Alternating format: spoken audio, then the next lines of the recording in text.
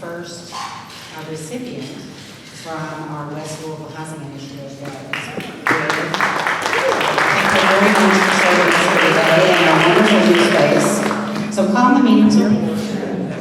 And I am Lori Flannery. You all let me know if you have trouble hearing. I'm Lori Flannery, President and CEO of New Directions and President of the club for this year, and Paul Harris Fellow. And I would like to welcome you to the July 18th, 2024 meeting of the downtown, I always call it the downtown Rotary. It's really, I've been told, the Louisville Rotary Club or the Rotary Club of Louisville. So anyway, welcome for being here and thank you for hosting us here at this new space. I, for one, have never been here before.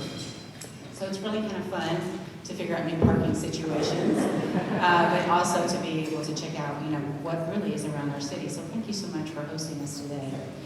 Reminder to please silence your phones as we get started with our fellowship.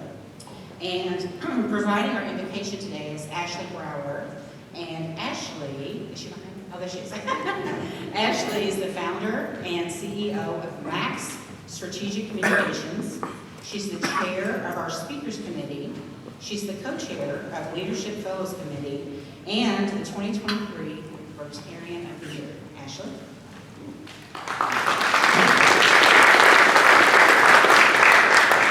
Thank you, President Lori. Please bow your heads with me. We gather today with hearts full of gratitude as we join together in fellowship here at the Kentucky Opera Center. We are thankful for this opportunity to connect and grow, united by our shared commitment to service and community.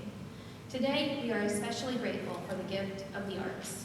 The arts have a unique power to inspire, uplift, and unite us. They bring beauty into our lives, spark our imaginations, and allow us to see the world from new perspectives.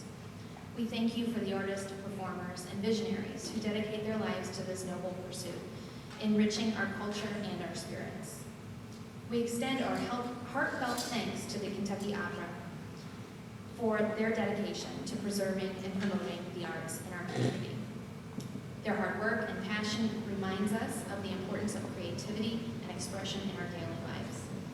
As we proceed with our meeting, let us carry with us the spirit of the arts, the courage to create, the empathy to understand, and the joy of sharing our talents with others. May we be inspired to bring the same passion and dedication to our own endeavors, always striving to make a positive impact in the world.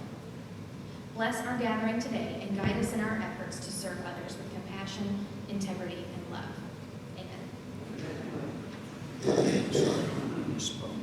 Thank you, Ashley. And now for the pledge and the formal test, we have Phil Hester. He is the President and CEO of Waterfront Council.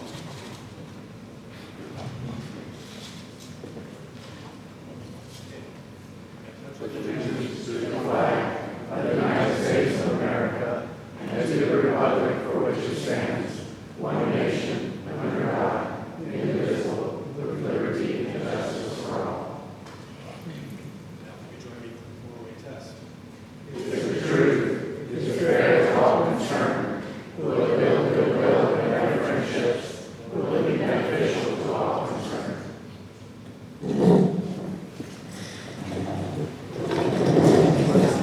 Okay, Rotarians who have brought guests, if you are please come over here. Oh, well, that would be a special treat. This is the Kentucky Opera. Please. We needed the national anthem or the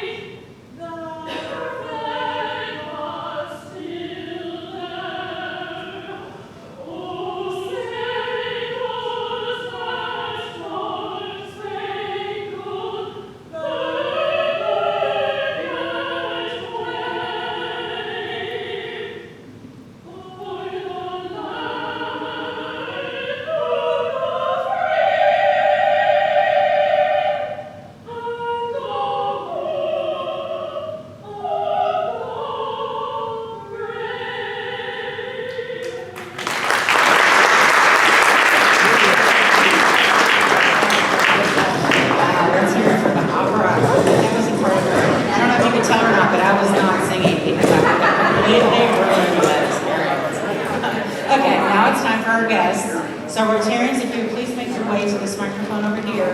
Remember to introduce yourselves first, because maybe not everybody in the room knows who you are. Then introduce your guest. When you're being introduced, guests, please stand so everyone can identify you. And Rotarians, if you will identify your guests by name, their title, and the organization or their affiliation, and then we'll move on. Thank you so much. Ken? Hello, fellow Rotarians. My name is Kent Whalen with Whalen Ventures, and my guest today is Donnie Adkins, the General Manager of River City Furniture, and he's happy to be here. Hello, my name is Ann Monell. I'm the Executive Director of the Legacy Foundation of Kentuckiana. Pleased to introduce my guest, Natalie Monell. She is a senior at UK studying vocal performance, specifically opera, and of course, I'm delighted to call her my daughter.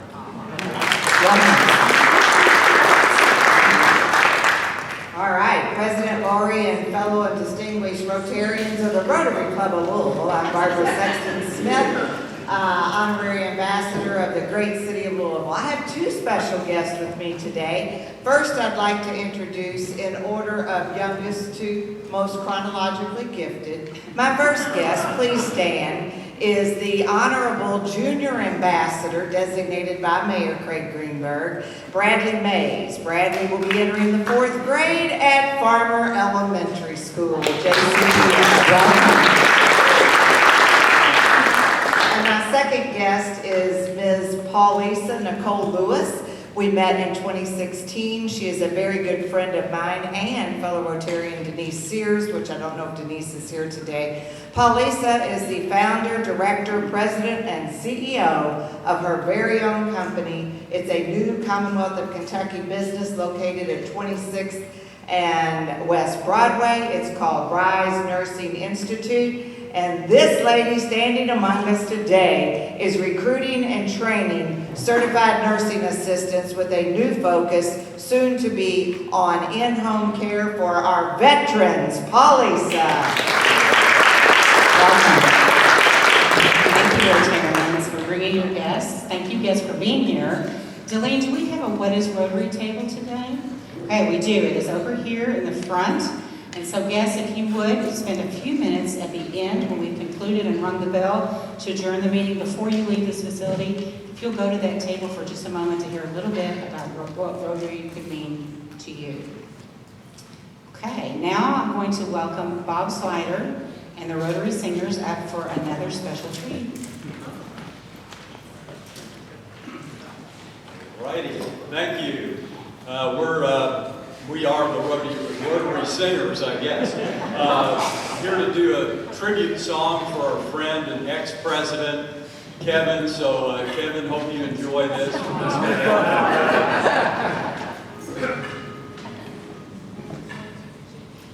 We love you, Kevin. Yes, we do.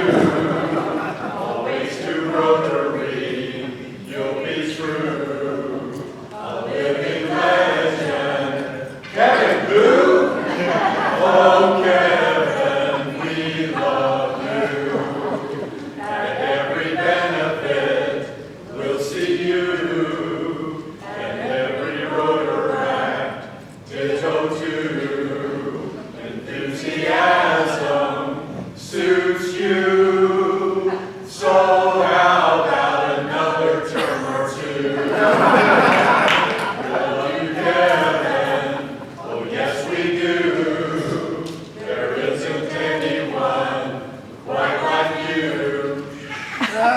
But you left us, ooh, oh Kevin, we love you.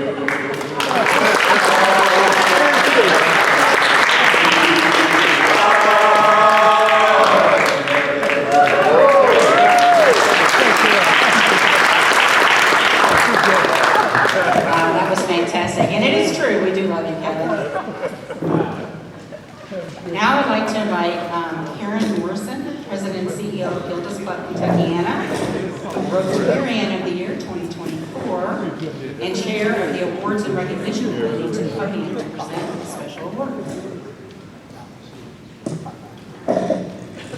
Thank you, Lori. What a better way way to continue our kickoff of this new Rotary year than to honor our first Service Above Self Award winner, an individual who just a few days ago celebrated 20 years as a Rotarian. He is a Paul Harris Fellow +6, a member of 1912 Society, and just an all-around great guy. I worked closely with him in some pretty frustrating situations, and he's kept his calm always. He's cool, collected. Never heard him say an unkind word about anyone. Maybe I did, but he did not. Always assuming the best in others. He actively serves on the following committees for Rotary: the Community Impact Gun Violence Reduction Committee, the DEI Committee, Lifeline Committee, Membership Development and Engagement, Youth and Education, where he serves as Rotary Honors Scholars and Ted Burt Scholarship Committees, and also International Service. For International Service, he provides leadership to the Rotary Friendship Exchange, which I promise you is a huge job. Of course, as most of you figured out by now, I'm talking about the one and only Tom Crimmins. Whom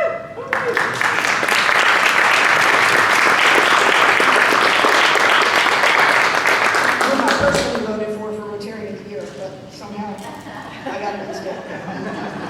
When a Rotarian had to back out hosting in our recent friendship exchange with folks from the UK due to some health concerns, I personally called at least 40 folks desperately looking for someone to host a family. Tom was already hosting a family, but he graciously stepped up and said, "We'll host two." That was quite inconvenient, coming all the way from Croydon where he lives, sometimes having to bring 2 cars, but he didn't hesitate to step up and do that. He always puts service above self, and again, without complaint or showing any frustration. I feel really fortunate to call Tom not only a fellow Rotarian, but a good friend. I can't look at him because I'm working with him. I'm excited to be traveling with him and his wife Kathy to the UK for part 2 of that Rotary Friendship Exchange, because he's truly just the epitome of a great Rotarian.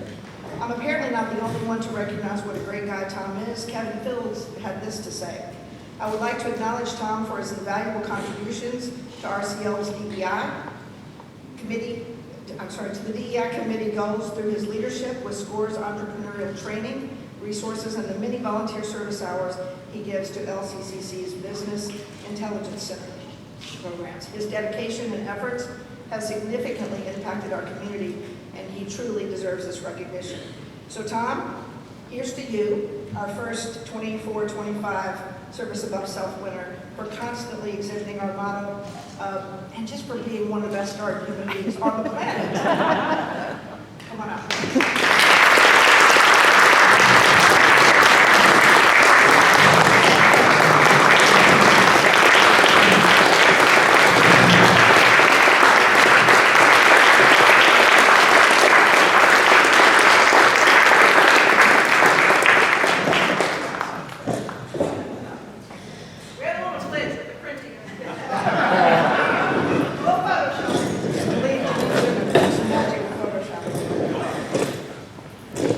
Photoshopping is very high-tech. Good job, Lynne.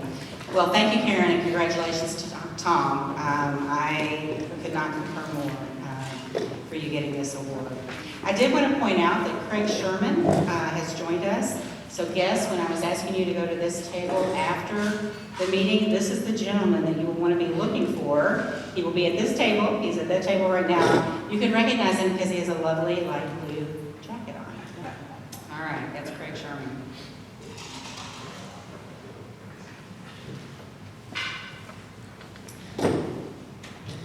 Barbara Lynne Jamison became the 6th General Director in Kentucky Opera's 71-year history in 2018.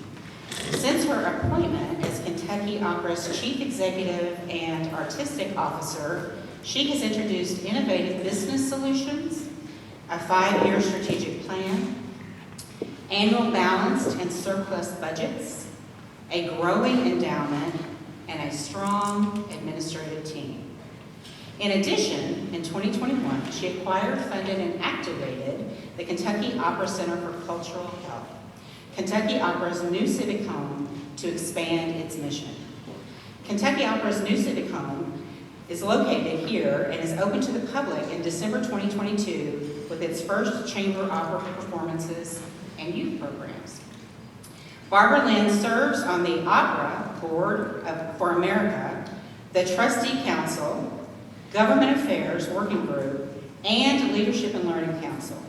She serves her local community as a Juneteenth Jubilee Commissioner and as chair of the Arts and Cultural Alliance. Barbara Lynne previously served on the senior leadership teams at Seattle Opera and the Metropolitan Opera Guild, and was an accomplished professional soprano, as you all had a taste of here today, conductor, and educator. As a Leadership Kentucky, American Express Women in Music Leadership, and Opera America Leadership Intensive alumni, she continues to be involved in nurturing the next generation of leaders as a mentor and as a speaker and a panelist at local and national conventions and forums. Barbara Lynne.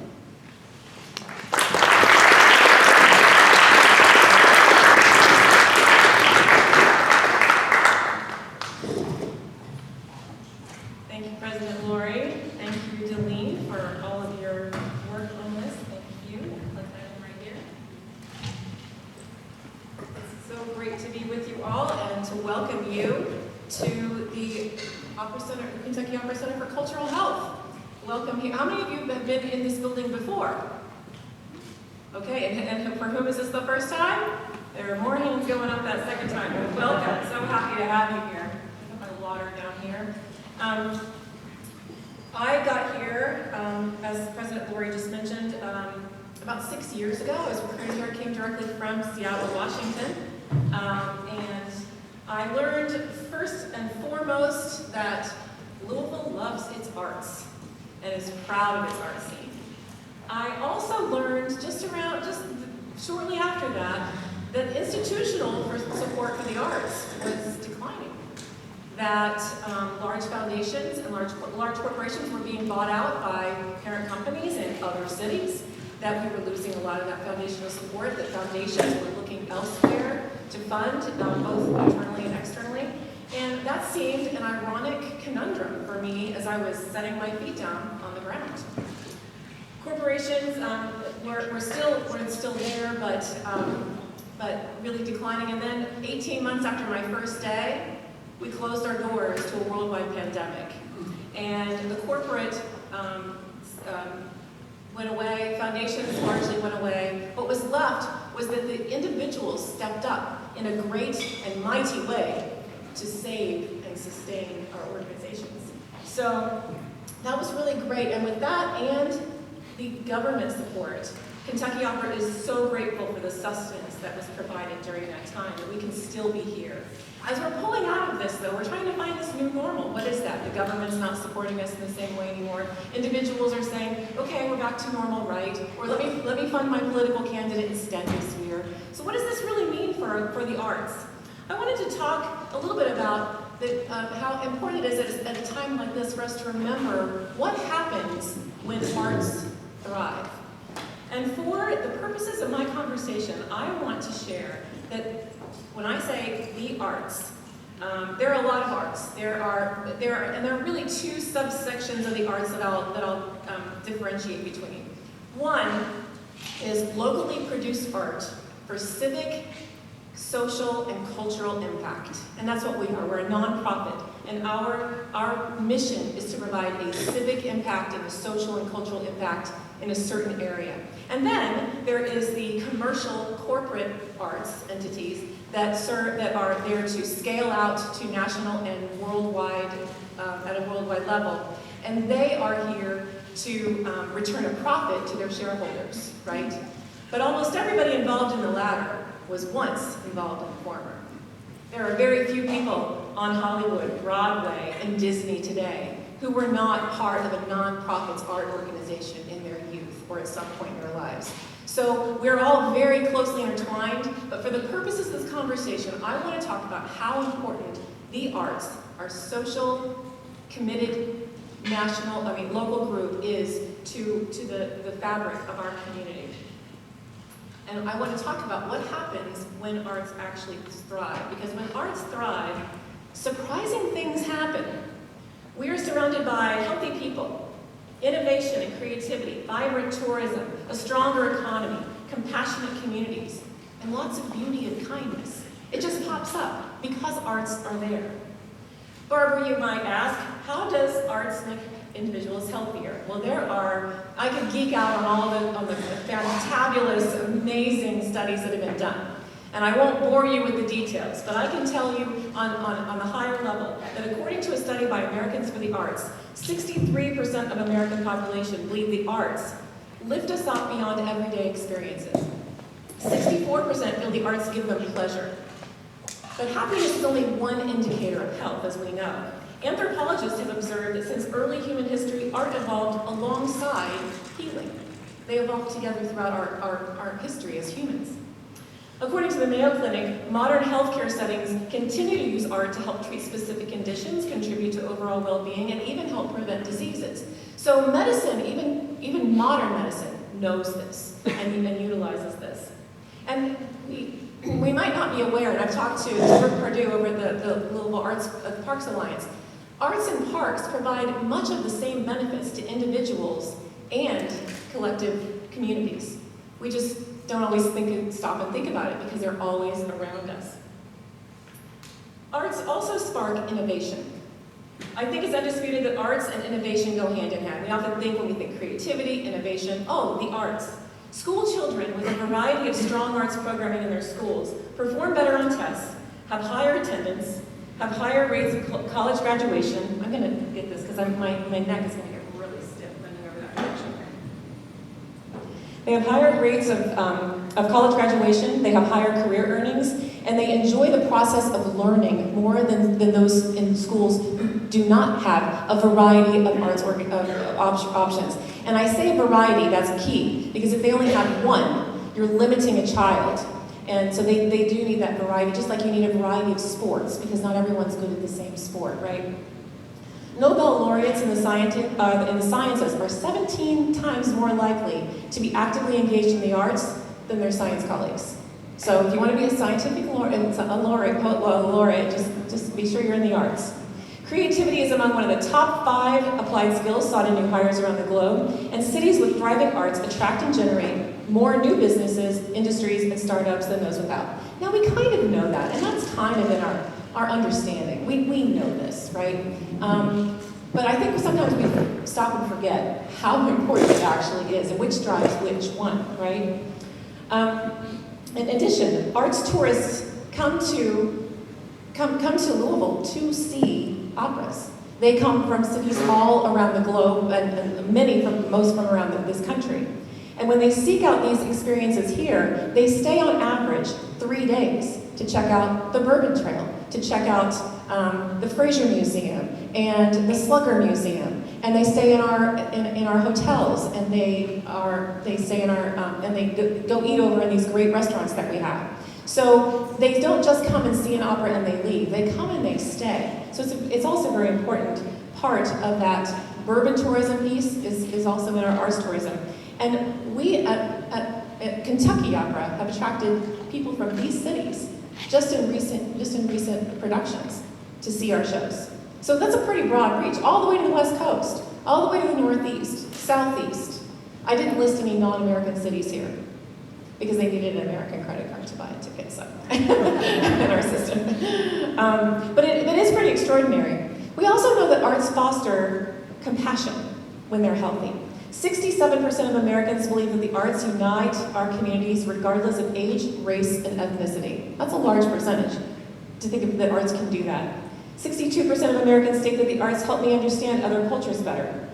Experiencing the art and community also helps people come from different walks of life into the same space. People you would never engage with any other day of the week or of the year. You're suddenly sitting alongside them for an artistic experience. They don't go to church with you. They don't work with you. They don't go to your same cocktail parties and your dinner parties. But here they are, and you get to interact with them and see them and normalize people who are different from yourself. This is a really important part of creating compassion and empathy in a community.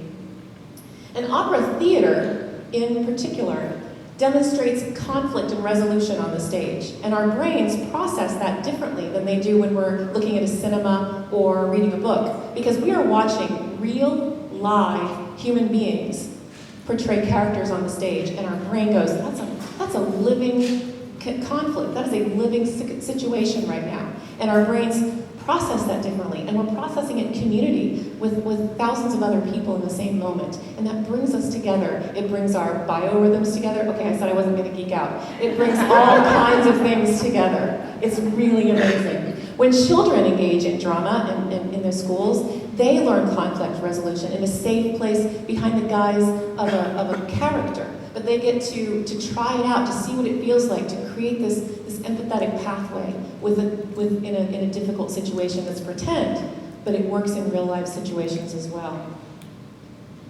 The arts reflect who we are.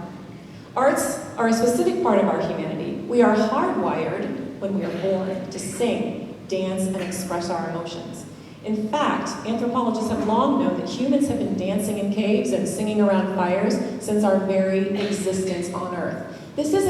Opera doesn't have to be something elitist and different. It is singing and dancing and acting our stories out. Even before we have formal language, we are doing these things. Humans even learn speech by first hearing the melody and then adding the words to it. They hear the rhythm and go, this must mean something happy. Da-da-da-da-da-da. And they know that. That's how they learn language and how we learn meaning as humans, all of us, no matter what language we speak, no matter where we are from. It's no wonder then that wherever people are gathered, wherever they meet to celebrate or to worship or to grieve, there's art. Every city has art that somehow reflects their community and their values and their priorities. So much so that it is why all these cities boast local arts.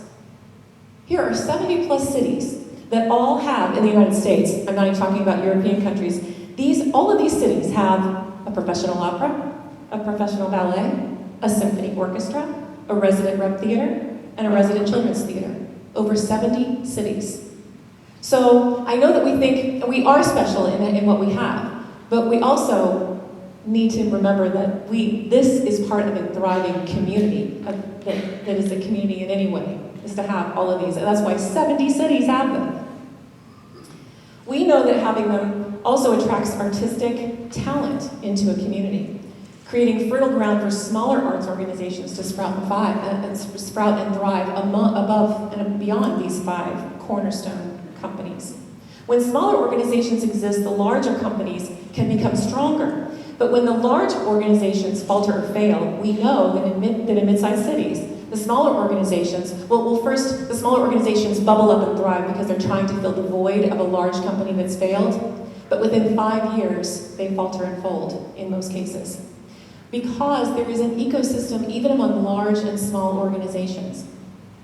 The small organizations provide resources for the larger organizations, and the large organizations provide sustenance and stability for the smaller organizations. We have to have all of these together in order to have a thriving arts economy and ecosystem.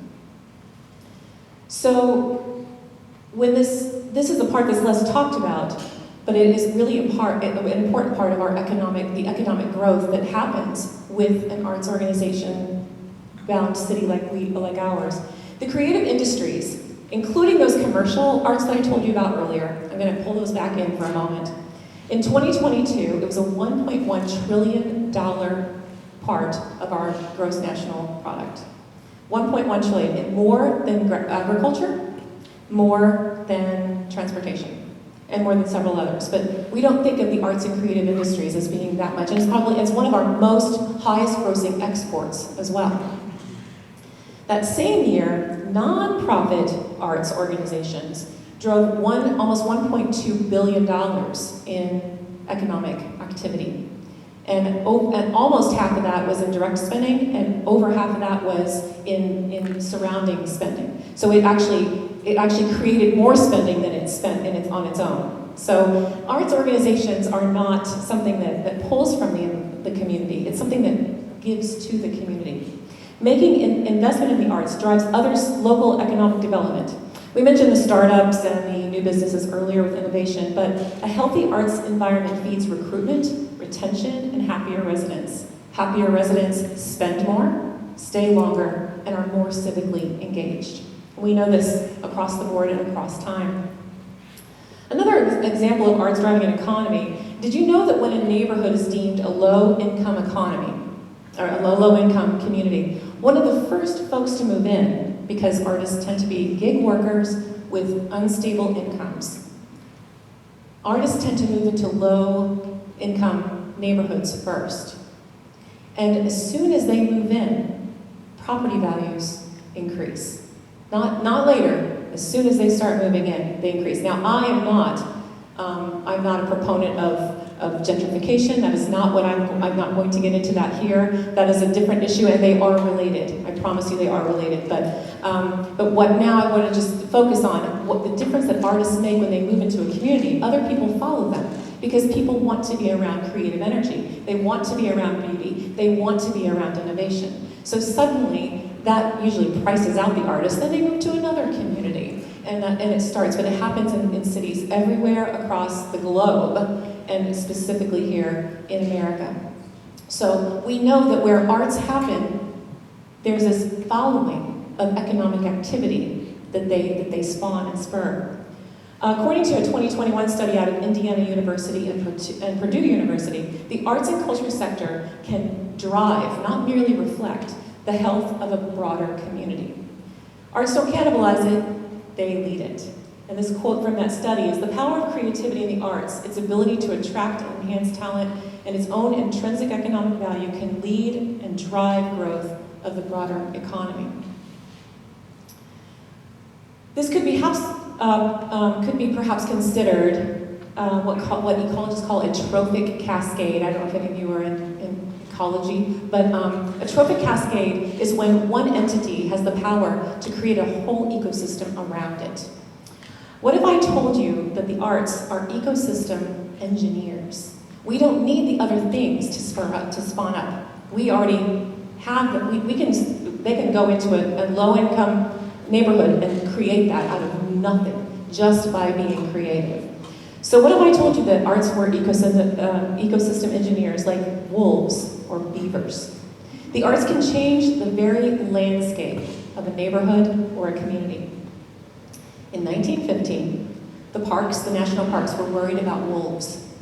They were afraid that the wolves were going to kill all the elk, all the buffalo, all the deer. So they decimated the wolf population. And when they did that, the wolves then became an endangered species and were in danger of extinction. So they decided to bring the wolves back and see what would happen if they reintroduced wolves to the parks. So in 1995, just a few wolves were reintroduced to Yellowstone Park. We know that wolves do kill, but this taught us that wolves actually give life to other species.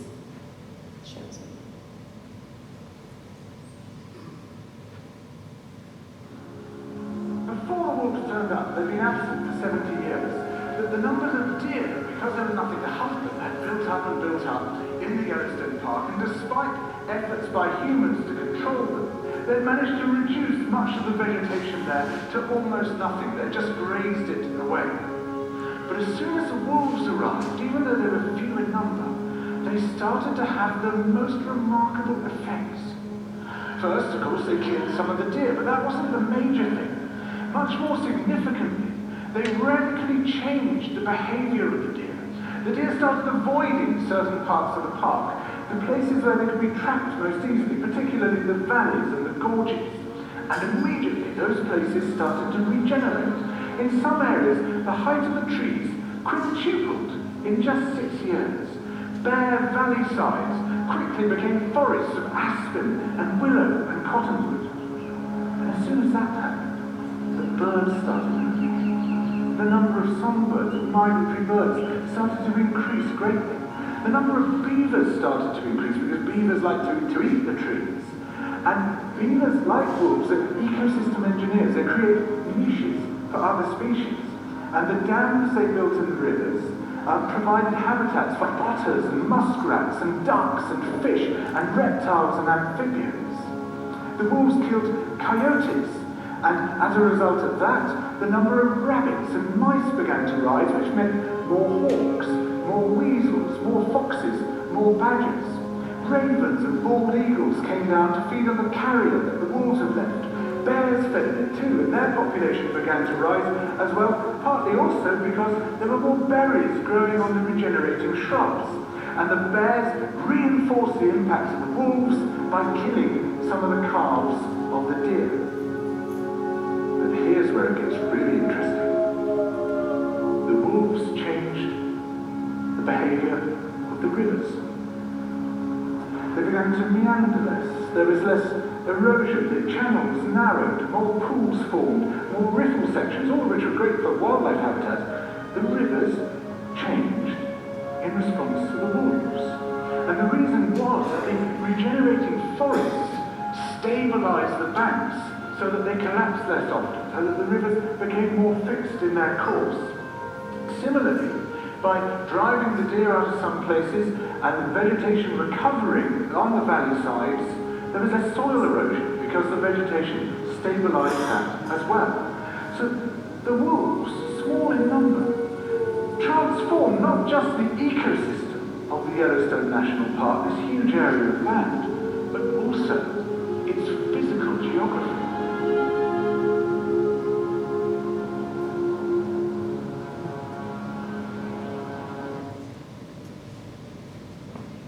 Changed a neighborhood, but it was a big neighborhood, much bigger neighborhood. Let me see if I can get out of this now, because this opened up a separate screen, and now I'm really lost in here. Escape and get back in. So, let me see if I can start this. So our society tends to be one that wants to solve direct problems. We want to see a problem and jump right to it and fix that. If we had wanted to change the rivers, we knew that that was a problem, we identified it, we would have gotten the bulldozers out, we would have gotten the sand and the dirt and shovels, and we would have gone and fixed that river, right? We wouldn't have introduced wolves. That's just not how we think in our society, right? And when our community is in need, we want to bring in the equivalent of bulldozers and tractors and shovels and hundreds of people to solve a problem. And I'm not saying that we shouldn't. But when poverty and violence increase, and when students are underperforming, and when poor health causes younger life expectancies, we seek to go straight to solving those, fighting what humans have known for centuries, that without art, these solutions are only temporary. They won't last. Where are the wolves? So I want to talk a little bit, he calls this a trophic cascade. What is the trophic cascade of a thriving opera theater? We're wolves, if we call ourselves wolves and beavers. What does that look like? I think we're familiar with much of this, that we've got performers. Those performers often teach in schools. We have somebody here who was taught by somebody in one of the schools who is now majoring in a school here in our area. So it feeds itself on that level just alone. But there's a group that supports these performers. We've got a conductor, a director, choreographer, producing staff. I'm going to tell you, what I'm going to show you, there is much, much more, but I only got what I could get on one slide. But those people support those performers. Then we've got lighting designers and costume designers and scenic designers and wig, hair, and makeup and crew and chorus and orchestra and props and drapers who make the costumes and stitchers who actually stitch the costumes. We have all these who support that creative process. And then we have a marketing staff and a development team and events teams, box office, security, cleaning, transportation, all those things. And then that's supported by artist agents and news media and venues and photographers and textiles and even the medical and physical therapy. Because we've got artists here, they're athletes. Sometimes they get injured. Sometimes they need medical attention. They are here too. We've got auditors, writers, electricians, educators, and librarians, all supporting this whole process.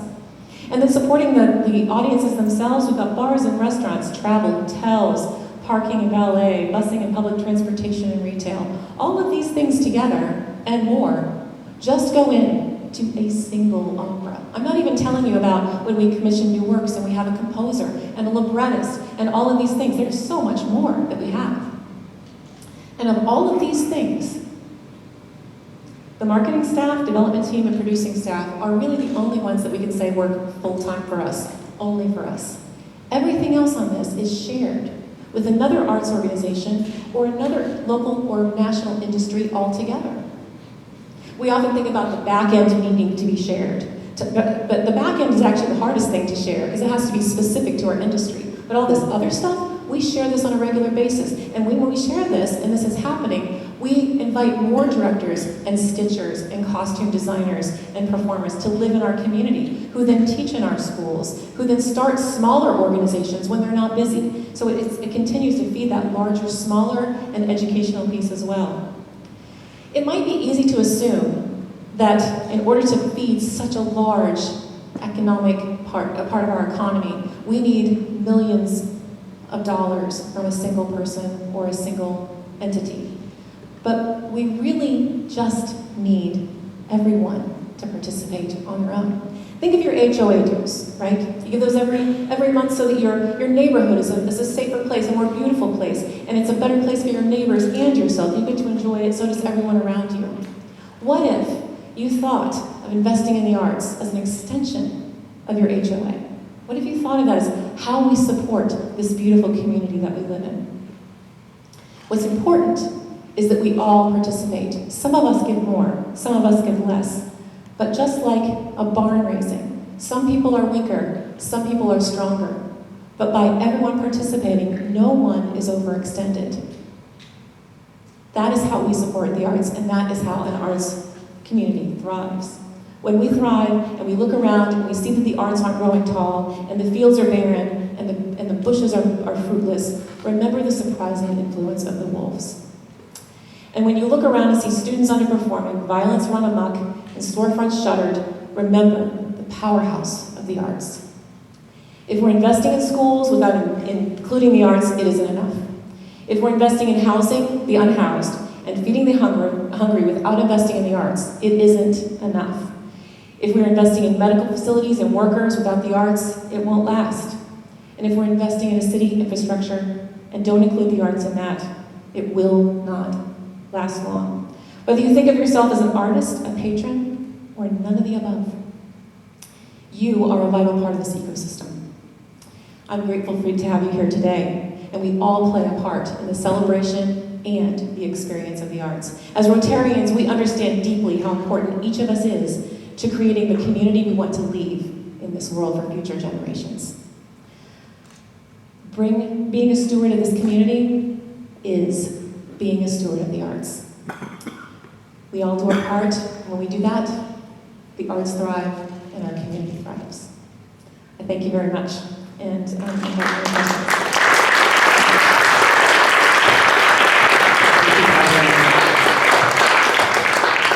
We do have time if there are any Rotarians that have any questions. This would be the microphone you would come to. That is one of the benefits of being a Rotarian, is the ability to ask our speaker questions at the meeting. There are some guidelines associated with it. Sometimes we talk about that. Often we put it on the screen, and that is to try to keep it to one question. And we're looking for 2 or 3 minutes per questioner. Okay, I see somebody coming. I see 2 people coming. I do have one question myself, which is, Barbara Lynn,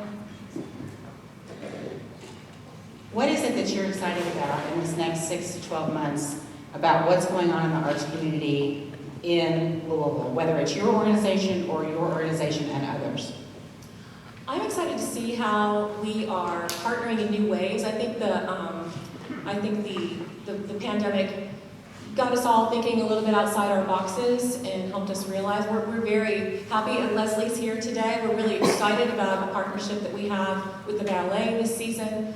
We're excited to be getting back into schools and things that it's taken us a while. I think we think of the pandemic as long in our rearview mirror, but as arts organizations, we are actually still in that curve. We're still pulling out. Sometimes I say the G-forces are hardest when you're in that curve, like just coming out, right? So we're really struggling, I think, right now. But the beautiful and hopeful thing is how we're working together, and we continue to work together to solve these problems. I'm Julie Schmidt, and Barbara Lynn, loved your presentation, and also during COVID, you were such a source of light for so many of us when we were at home, and you had your wonderful performers come, and so thank you for that at that time as well.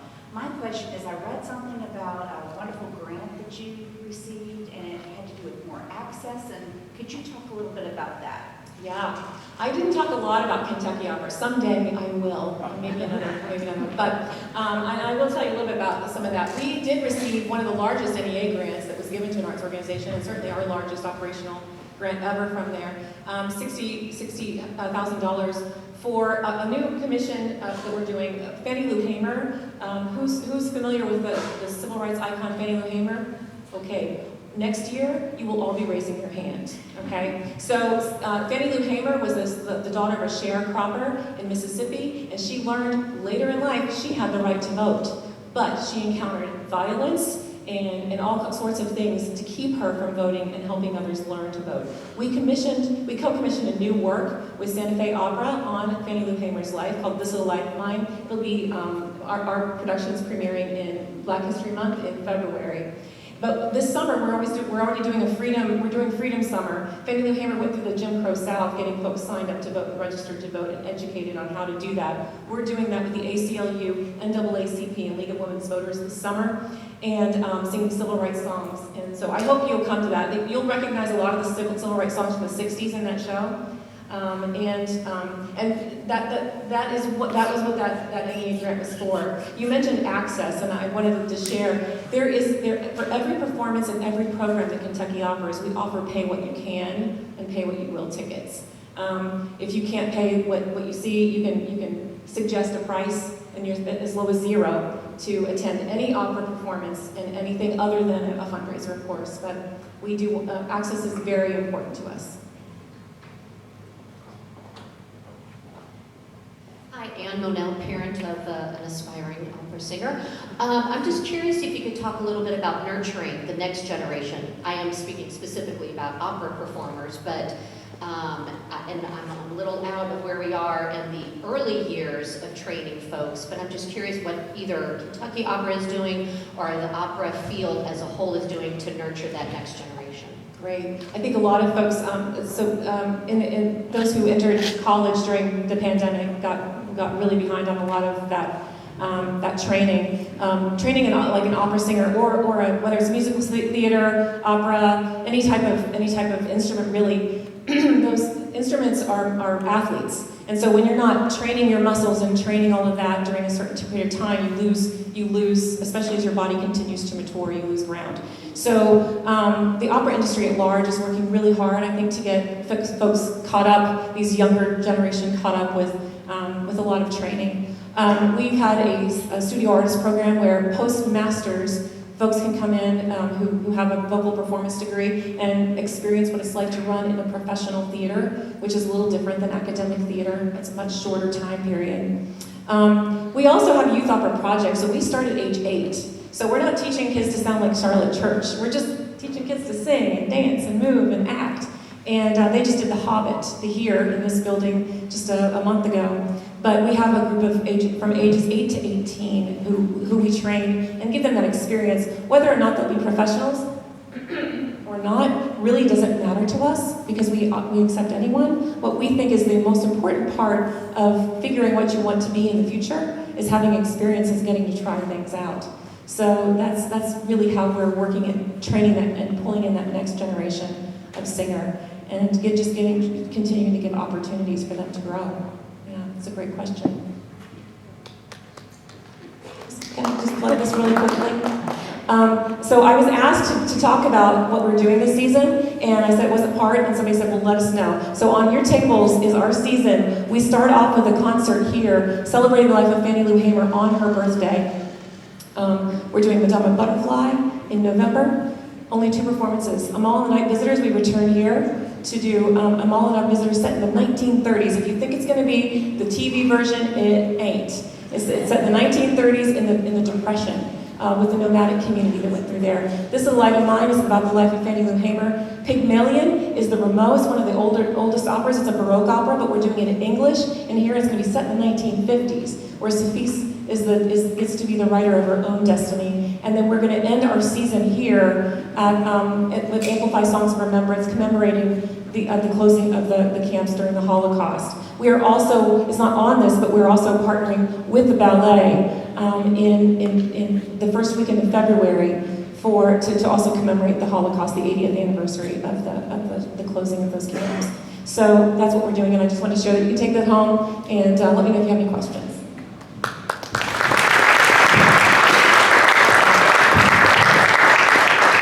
Thank you so much. Very much excited to be here and really appreciate it. Another shout out to Shantez Williams for being our caterer today. Very, very nice. We will be back at the University of Louisville next week, where our speaker will be Al Snow from Ohio Valley Wrestling. That should also be very interesting. Guests, don't forget, we've got What is Rotary? If you want to go to next week's meeting, you can click on the QR code right here and lock it in so you don't have to think about it again. Or you can wait until noon on Monday, July 22nd, to get your order in. All right, I'm going to ring the bell, which means we will be adjourned.